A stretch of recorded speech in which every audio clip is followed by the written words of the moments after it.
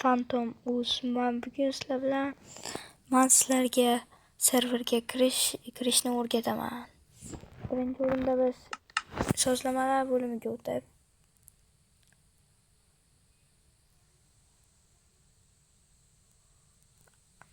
akkaunt degan joyga xohlagan nickingizni kiritishingiz kerak bo'ladi, lekin nickni oldiga hech bo'lmasa bir marta bitta raqam bo'lsa ham bo'lishi kerak, bo'lmasa kirmaydi.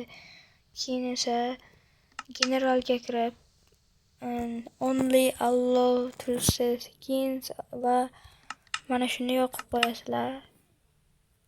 Va mana eng tepasdagini ham yozib qo'yasizlar. Bu faqat 1.20 versiya. Va chiqib play'ni bosib serverga kirishni bosasizlar.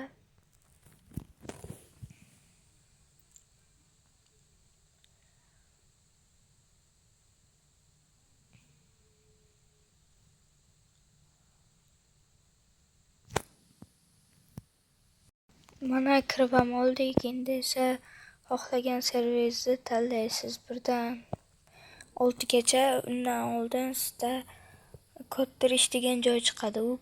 U yerga siz 6 xonali kod kiritishingiz kerak bo'ladi. Yoki agar 6 xonali kod kiritganingizda kirmasa, 5 ta 5 kodini kiritib ko'ring. Masalan, men 5-serverga kirdim.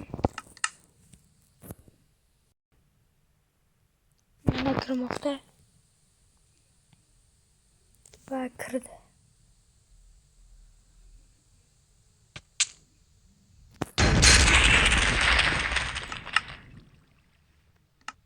Mana o'yinga ham kirib oldi.